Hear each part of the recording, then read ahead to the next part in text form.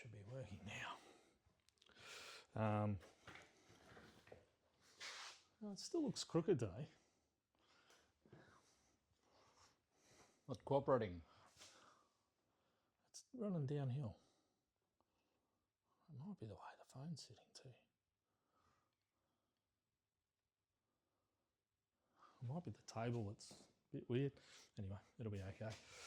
The platform I use is pretty good. It's a professional podcasting platform, and lots of people use it. And so you just upload it, and it does all the magic in the background. You don't have to edit. You don't have to ums and ahs. It'll take ums and ahs out as well. Fantastic. It's an amazing, it's an amazing thing. So I might just pull some stuff up here so I've got something to reference, because otherwise I'll forget as we go. So I could just shorten it and cut bits out in the middle and add bits and that sort of stuff. So have you done much interviewing post your career? No? I did some. That bursts every now and again out of the blue, sort of. Yep. You know, Tim Lee will ring up and say, have a chat, or okay, that's good. Things like that. So yep. And you realise how out of practice you are sometimes. You know, the energy levels and the performance you have to put on when you're in Melbourne is, you know. It's different. Yeah, absolutely. I can understand that. Yeah. Russell and I competing for space was often interesting. Yeah. And different personalities. Russell was pretty animated and... Yeah, and a very good presenter, very good, always had good key messages. Yeah. Yeah, very impressive. Yeah. See, his background as a teacher came through. He's very good communicator. Do you get much training in that sort of stuff? Yeah, I did a lot. In the end, quite a lot. It was expected. You expected you know, you're probably the front end of the department or the CFA. In Russell's case, you got to be good. And it's hard because and I've always looked at CFA, and you know, our chief is normally the best firefighter. But you know, as a firefighter, the best person to lead the business. Yeah. And it's the same down here with our ACFOs and our ops managers. Yeah. You know, they're trying to run HR, the finance, the recruitment, and you think, well, you know, they're good at laying hose, pumps, hydraulics, you know, weather, all that sort of stuff, and then they're trying to do business stuff. So, yeah, it's hard. But when you're at that level, you've got to have that sort of coaching and training, I'm sure. Yeah, you do. And I never asked Russell, but I'm sure he had plenty. But probably once a month I'd have a top-up session and that type of thing. So executive coaching and things like that? Yep. Yeah, right. Yeah, which is good. They'd interesting, the media people try and trap you. They'd all the time trying to get you to look silly, you know. But, well, that's their job, isn't it? To get you to say something that you don't really want to talk about, or something along those lines. And a meeting you've had with someone that you know they've known about that you don't really want to publicise, or something along those lines. Yeah, it'd be interesting at that level. You know, some of the things that go on. So. Oh, it is. Yeah. All right. Well, we'll start.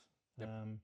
So, g'day, folks. I'm here today with Ewan Waller, AFSM, who's a firefighter at Glenaladale Fire Brigade in District 11. But I'm sorry, but I'm going to have to read some bio because it's long and extensive and I'm not going to remember it all. So welcome, Ewan. Thanks for joining us.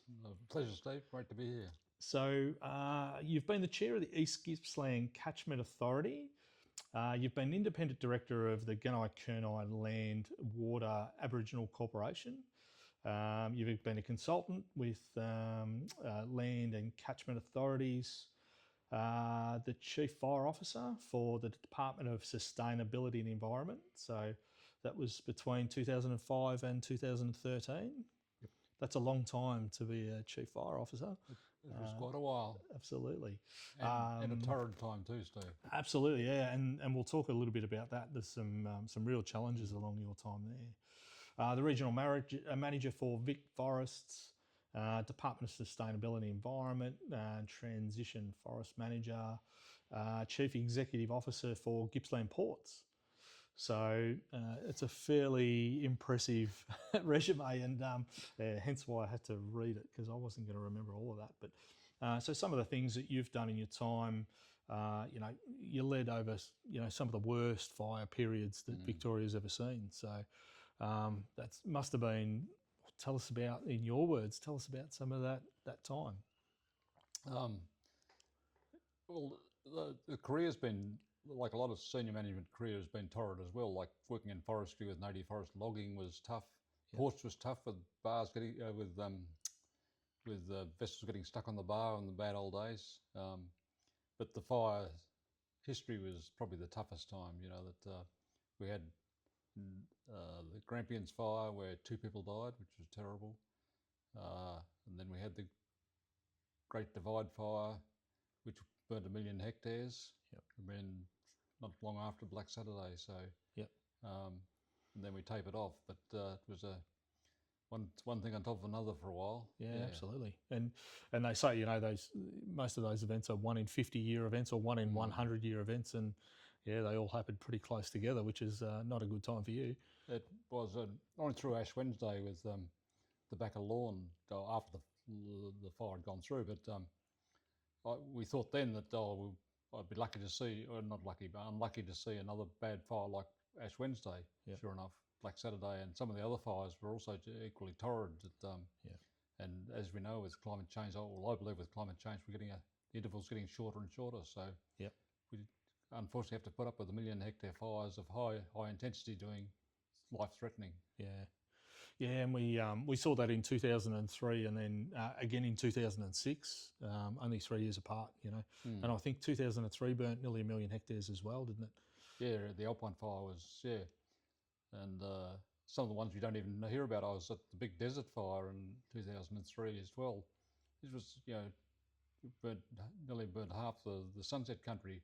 Could have lost a whole lot of it, gone for another day. So so it was big fires happening all over the place. Yeah, and I guess today's media presence, highlights a lot of that, and they're there on the ground and it's live, and probably back a little bit.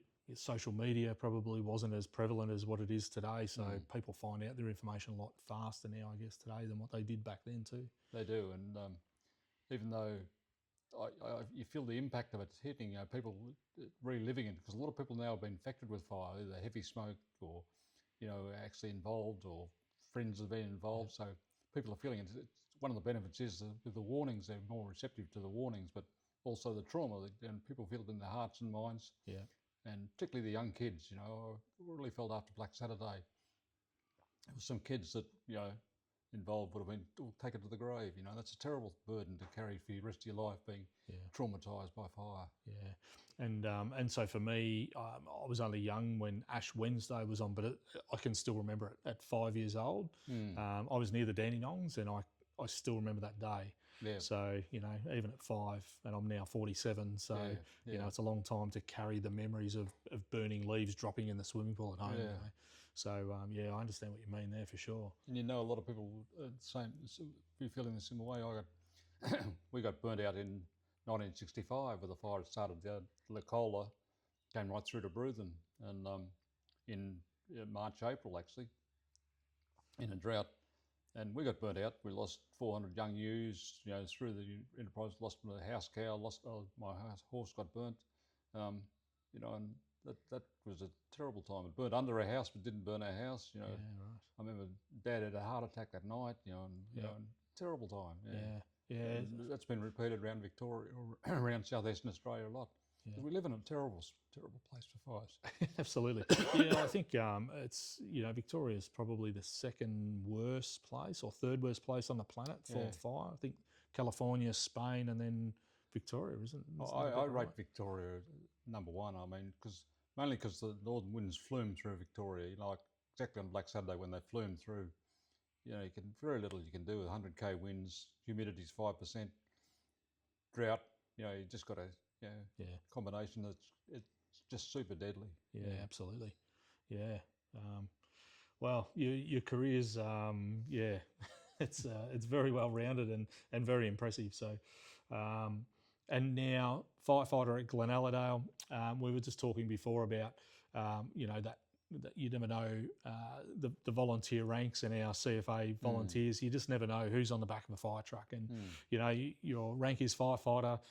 You can be on the back of a fire truck fighting a grass fire, and no one would know your history. And I think that's a really good power of CFA, that you never know who's on the back of the fire truck. So it evens it out. I mean, I understand Tony Abbott is in New South Wales, and Greg Mullins, who's a good friend of mine, is on the back of the truck as well. It's a good leveler. You're out there getting dirty and wet, and and I think people come back to it as well. You can rise up through the ranks and go through your career, but we see it with DMOs now. We've got some of our OICs that are retiring, and they've never been volunteers, but as they retire, they want to come back in and join and be our volunteers and still remain. And I think that's the family of CFA too, which it exists, and it's a really good thing to be. It I is. think so. But I've got to minimise the meetings. I'm almost allergic to meetings now, saying it's a cold winter's night, so you've got to go to a meeting, saying no. Yeah. Anyway. Yeah, absolutely. And I understand you have to have meetings. And I think, employees of CFA like myself, it's sometimes it's hard on a training night. You've done, I'm in the DMO, you've been working on fire trucks all day, and then my wife says to me, "You're going to go back and do more fire truck stuff," and you're like, "Well, it's sort of different, it's a different thing when you volunteer, I guess." But I guess a life of meetings and board reports and all that sort of stuff make it a little bit hard. So, yeah, absolutely. So we were talking before about climate change, and I think Greg Mullins' book, for anyone who hasn't seen it, called Firestorm. I think every volunteer should either read it or listen to it on an audio book. It's a really powerful message. But obviously, you're one of the 23 signatories that wrote to Scott Morrison. Yep. Tell us a bit about how that unfolded. Greg, it came about before the Black Summer that Greg was talking to other old ex-chiefs and whatever, saying that the government's not ready. We're coming into a super bad summer, and even though they're talking to the authorities, they aren't hearing the message. Government doesn't seem to be hearing the message. So that's when Greg did the ring around saying who's interested. And so I put my name up. I said, that I agree that we're heading into a terrible time and going to get bashed and battered. And it was already starting in Queensland, starting to move south by the time we got things. We need more aircraft, more resources, and getting the public attention and the political attention. And Greg did a great job of doing that. And so I joined in, but I was saying that I got the land managers, particularly the forest managers, are big on prevention, big on burning. Yep. And they're very, not anti-response, but they're saying, money's pouring in like gushing into response, but not for prevention. Yep. So I've had a little bit of a torrid time. It's written up in the book, actually. There's half a page about, that Waller's got bashed up by the land managers, which is still continued on. I think it's quite unfair, but I also understand where they're coming from. Yeah. Yeah. Well, it's the same as everything else, and a health system is a perfect example that prevention's better than cure. If we can prevent wildfires from spreading or keep them contained within a small area, it's a much better thing for, like you say, people don't have to go through that process of dealing with fire. And if we can keep it to a smaller area, or lessen the impact, we should be doing that, absolutely. So with your experience with land management, how has it changed over time? Okay. Well, I grew up on a farm, and that my dad always carried a box of matches everywhere he went. He was always burning tussocks and blackberry bushes and whatever, and did in such a way he never got away, but had a few moments. So I grew up with fire, but see that, and not being scared of fire, saying you use it to do things for you, help you through, and logically going into forestry was and then during the 70s and 80s when I was a young forester, we did a lot of burning. We did a lot of out of aircraft, particularly. Bob Hussey in Bensdale was had a hole cut in the bottom of his plane for the incendiary pipe to go through. Yeah. And we used to fight over the plane because it was a really limited resource. As Greg Larkins at Now Darrow, as we called him. You know, him and I, we'd have shouting matches over the phone saying, give us back the plane, you know, because we're going to light up the Wentworth Valley or whatever it may be. And we'd light up half the valley this year and half the valley next year. And just light the ridges, let it back down. We were burning big areas, annoying a lot of people with smoke, but that 80s was thinking. Then the change when the department was moved into amalgamation, the whole emphasis on burning, forestry, whatever, just fell away. Okay. And it's never come back. Yeah. Okay. Yeah, that's a real shame. And yeah, I'm a pro burner, and yeah, I believe in climate change myself. And yeah, I think, and we probably our firefighters have lost some of that skill as well, because you get out there and you see fire burning and you understand it, you see how it reacts and burn patterns and things like that. Yeah, it's interesting, Steve. It's cultural. It was in my blood because my dad passed it on to me, but I haven't passed it on to my kids because they, you know, although my youngest daughter's now working in land management, but that culture's not there anymore, you know, and you lose it. There's only places like Western Australia where they've still got that culture, you know, that we burn.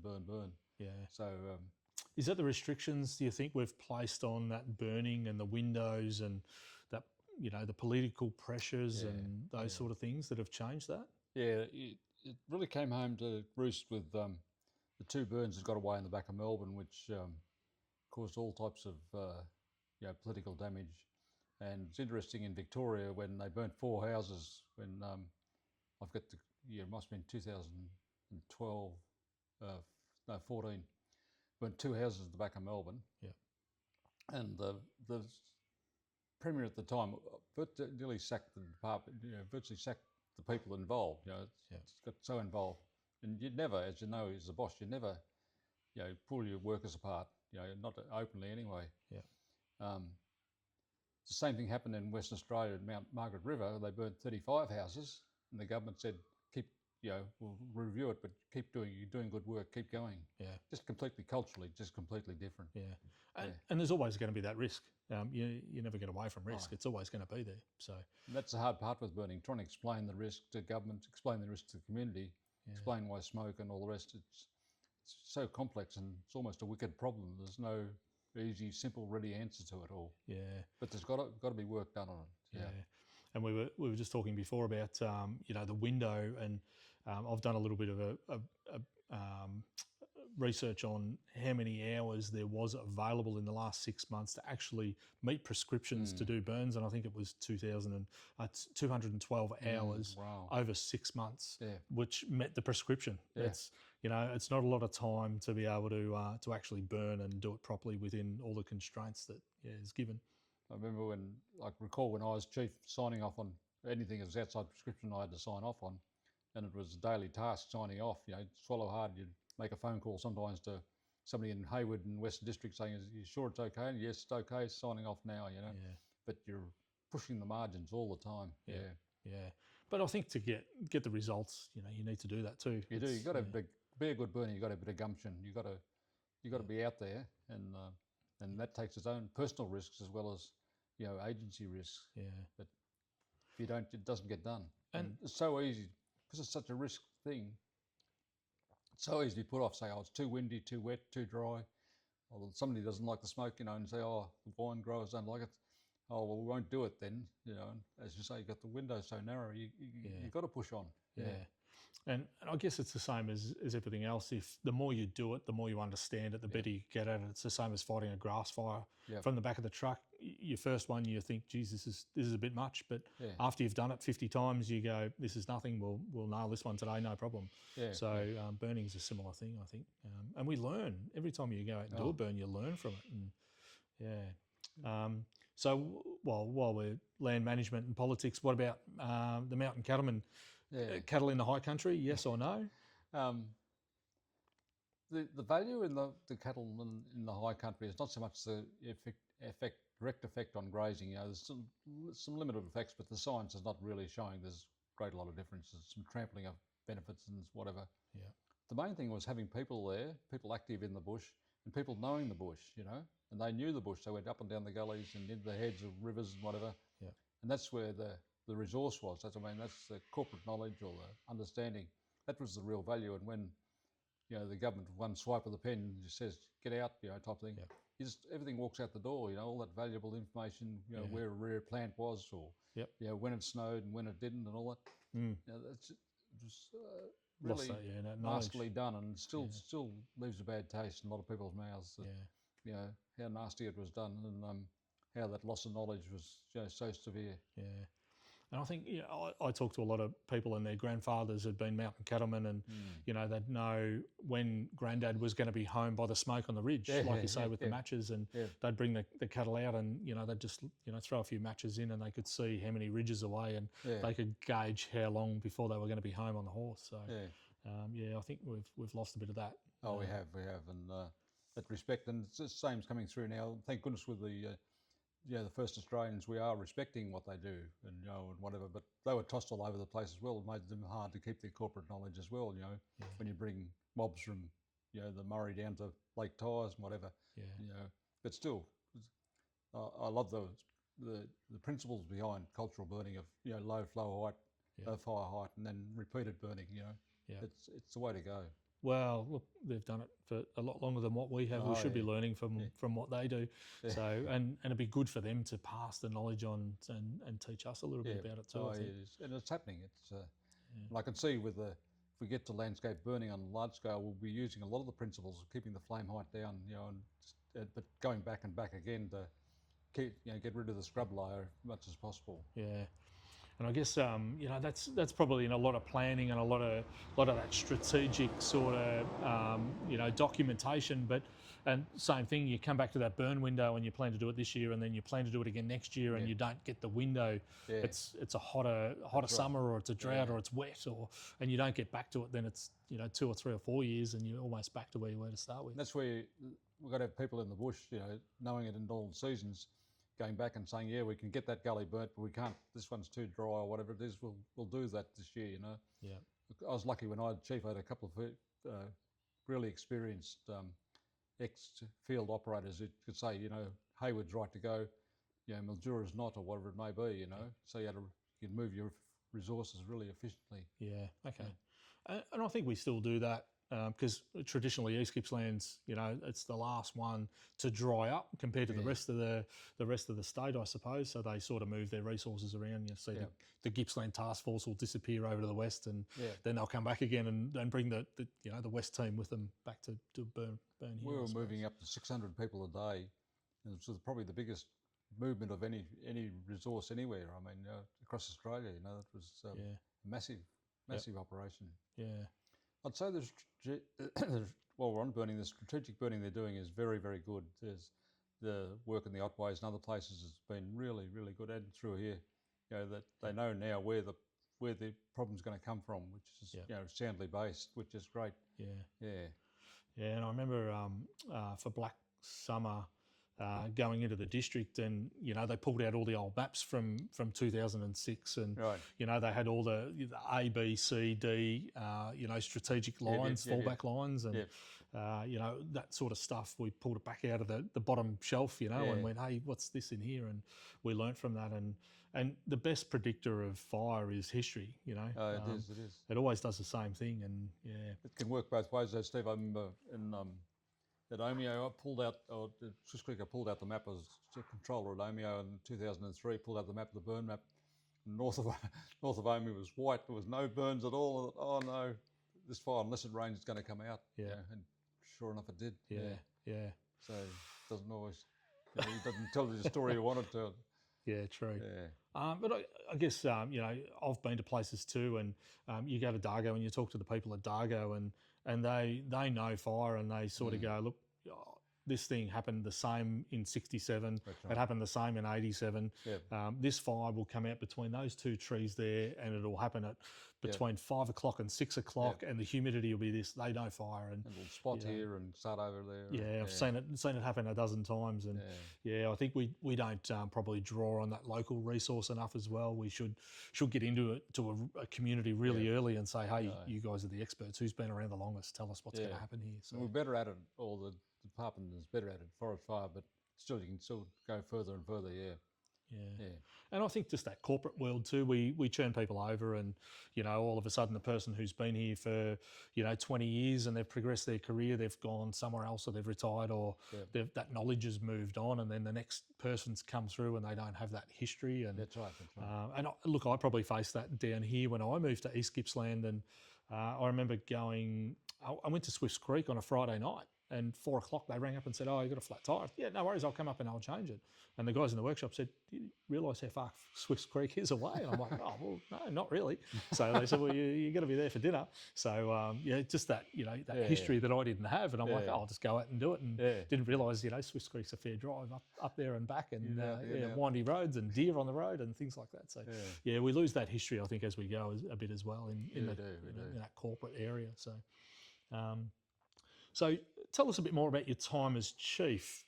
We were just talking a little bit about some coaching, because you're the first chief we've had on. So I plan to get Jason on, and I'm sure he'll come on one day and teach and tell us a little bit about his experience. But, you're a forester, you're a firefighter, and then all of a sudden you go through the corporate level, and all of a sudden you've got to manage a budget and departments and media. And so how does that work, just in the coaching and development stage, I suppose? Interesting question, Steve.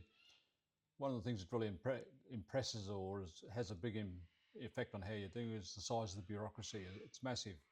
And everybody's around the honeypot as well, because fire traditionally had a reasonable budget, so everybody's hanging around it all the time. The most torrid time was after Black Saturday, when the pressure of government, everybody quite rightly expecting things to change and change, being able to demonstrate change. The pressure on myself and Russell was just immense. I mean, it was my worst time. Those 3 years until I retired was no let up. Just continually out doing, and it put a lot of pressure on the senior managers as well within the department. When they get stirred up, they stir you up as well. It was a very bitter, argumentative, no holes barred time. And even though, thank goodness, some good outcomes came out of it, but it was a terrible time. It was hard working, also an operational type operation work within a bureaucracy. There's a lot of talk and chatter and meetings and whatever. Actually, not a lot happens at the other end often. And in fire and whatever it has to happen. Like burning, it has to happen. And also what made it hard, the structure I worked under, regions were run separate to fire. So, and it was hard to get, what was important to me was not necessarily important to them. Somebody sitting in Bendigo or whatever it may be saying, "Oh no, that's not an issue for us." So it was, and they've straightened it out now. Now Chris Hardman's got direct control over the resources, which is fine, and that's the way it should be, and over policy as well. So there's some structural, bureaucratic structures, problems I had that I couldn't fix. It's made it hard. So it was a torrid time. You didn't have many friends in the bureaucracy, and you didn't. But I had good friends in government. The ministers particularly were very supportive. They really liked the grounded approach that we were pushing so hard. On both sides of the political divide were really good, very protective. That's good. And very protective of me. I mean, a few times you've got to watch her. At certain times, and the ministers say, "No, leave him, he's okay." So it was, I really appreciated it. So all in all, 7 days a week, seven till 7 days, there was no let up for, the 7 or 8 years. And the Royal Commission, of course, happened at that time too. So you've got the pressure from probably your own department, the public, the Royal Commission. Tough time in your life. Oh, for wow. Sure. Yeah, when Jack Rush put his hand in his pockets and leant forward and say, "Oh, here we go." It was... and what I found out about the Royal Commission was it was, I think there's some really good outcomes out of the Royal Commission, and proven to be some really good outcomes, but it was a terrible way to get there, and there was a lot of damage done. I don't believe it needed to be as brutal as what it was. And also it wasn't above the politics. There was phone calls being made behind the scenes. There's no doubt about that how things are going to jockey out. And in the end, Russell and myself and others were scapegoats in a lot of ways, saying that the leadership on the day was A, B and C, and You couldn't actually say it was a torrid day. You know, they're saying you should know. Now the science shows that in emergency management, when you get that extreme and catastrophic, you will be overwhelmed. There's no ifs and buts about it. You will be overwhelmed. The state was overwhelmed.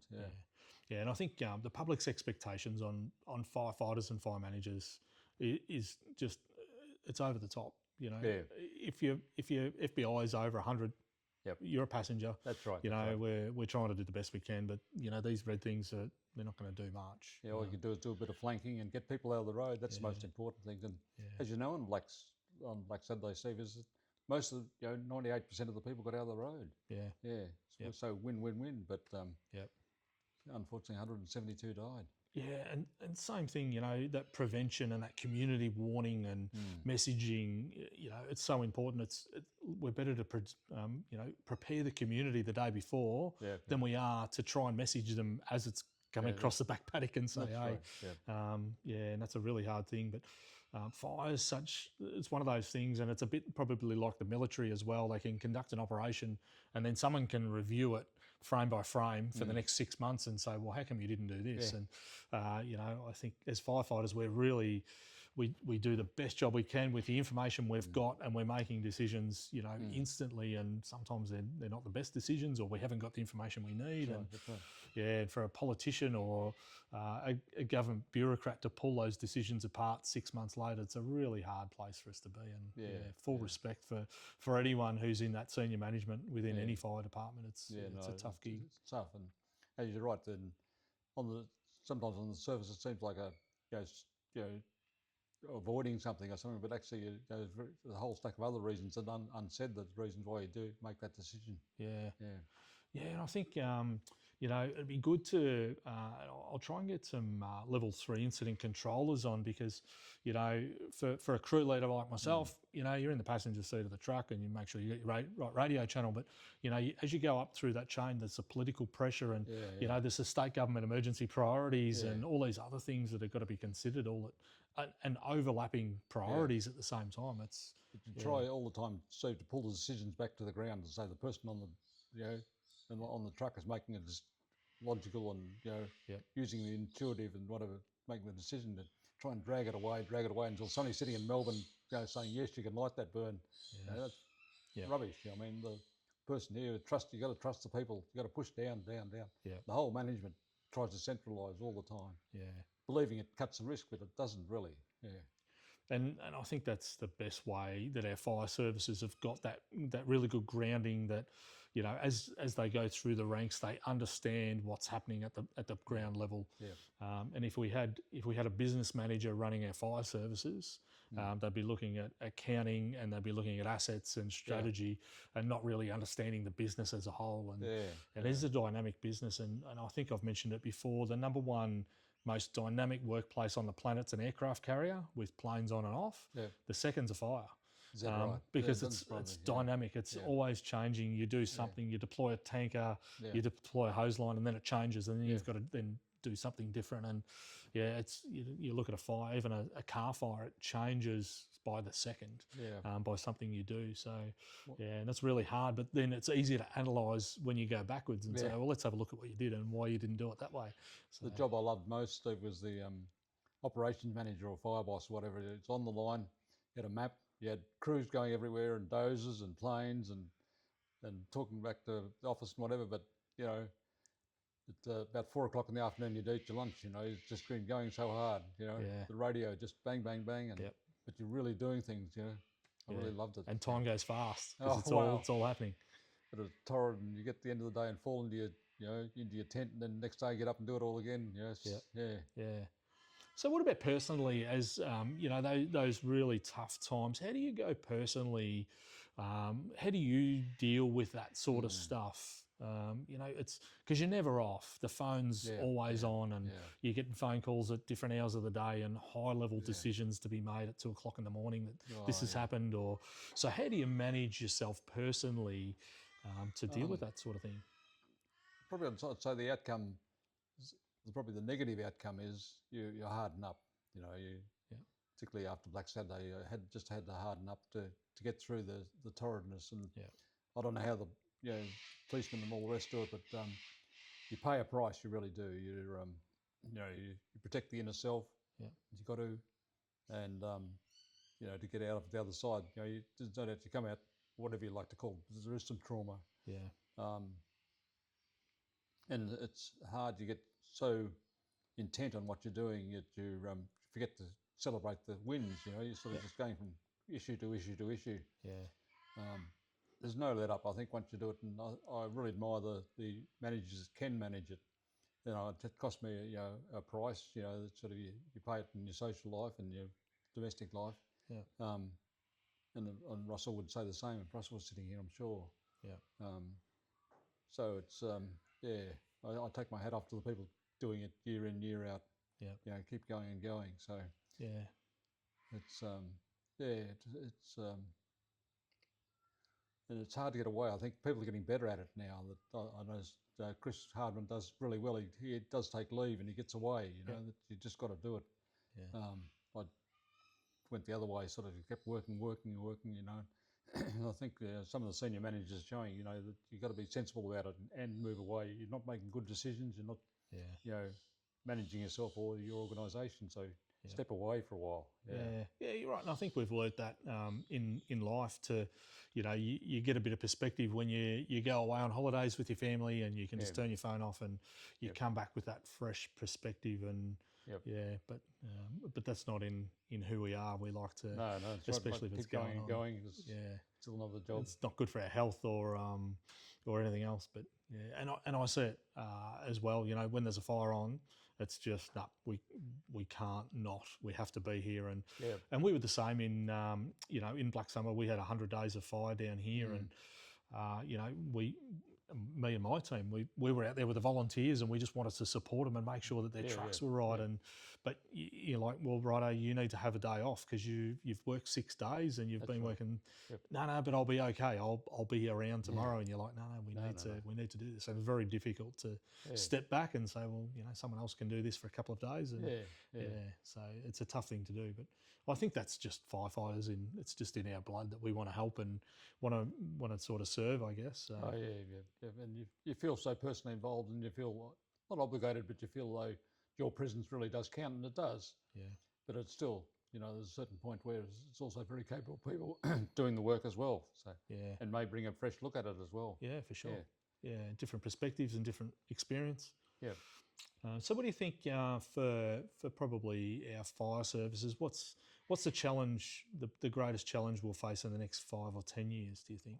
Obviously that what we're seeing now is fire behaviour that's changing. I believe that you're getting some of these plume-driven fires and like and just how quickly they got into places like Natamuck and the other one came off the highway, and even the one just south of Bendigo. Fire behaviour is just changing, so that we're unfortunately going to get worse, not better.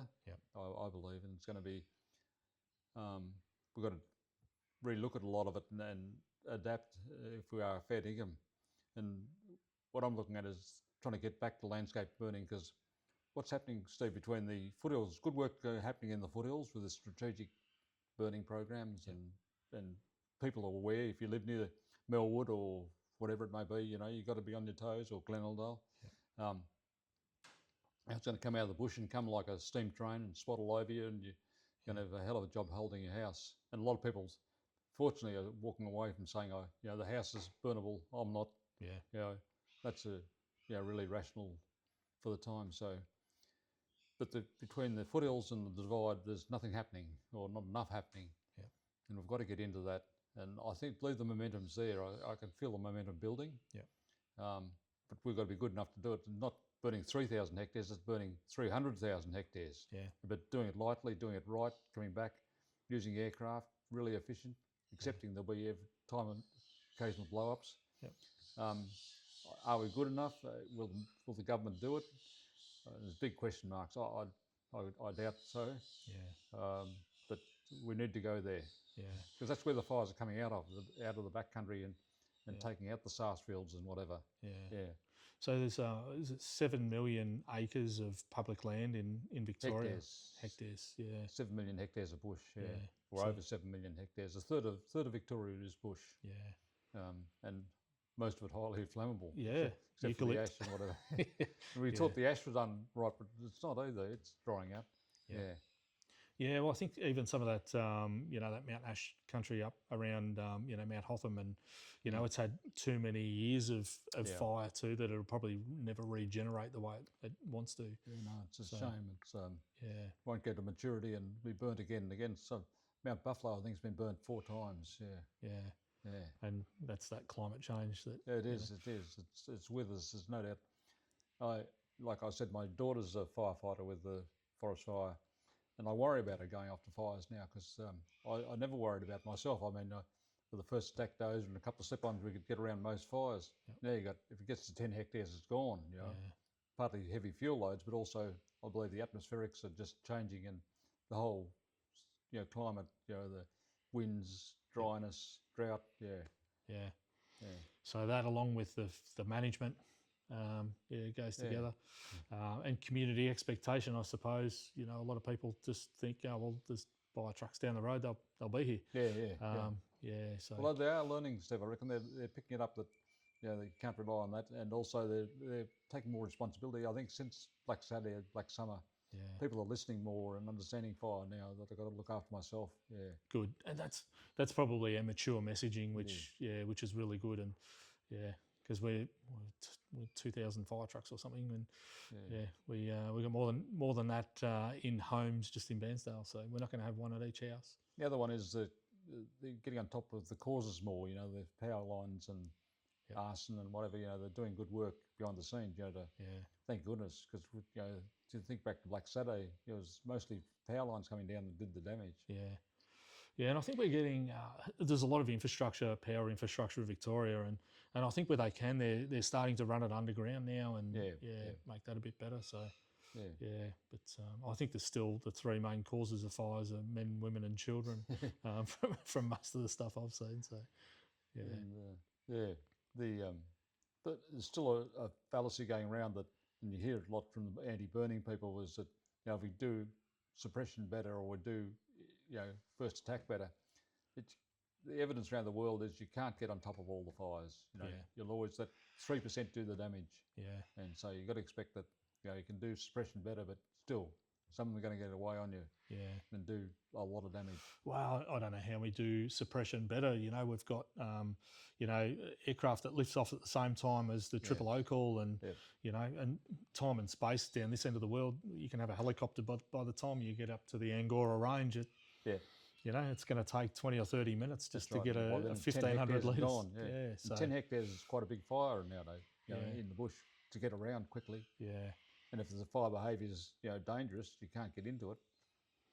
They talk about drones and all types of things. They'll all help, but an infrared and da-da-da, but in the end, it'll be a small lot will get away on you. It's always going to beat us. It's designed to burn. It's been here for 100 million years. Like, we're not going to solve all the problems. All you hope is it runs into a burn. It starts up and then runs into a burn, and then you've got a chance of getting around it. Yeah, absolutely. Yeah, and that's for my brigade. We've got a 5-year rotating plan, but it's about that strategic. It's not just about, well, this looks a bit ugly over beside the footy ground. It's what's going to give us a strategic advantage if a fire burns into the town. Right. So I think we're getting better at understanding where to put our burns as well, or we are on public private land. So but it's not about just burning that bit because it's there. It's about what tactical advantage is it going to give us once it's reduced that fuel. So one of the worries coming through, it came out with the Longwood fire and others, is the roadsides. And they're so difficult to burn. I mean, because you've got traffic control and difficulty in trees coming down days later and all that. But there's no doubt fire's going okay through the thing. These trucks are handling it, and the grassland hits the the stringy barks in the road reserve and spots everywhere and gone. You've got to get through the fences and out the other side. And and a paddock's good because once it's gone, it's gone.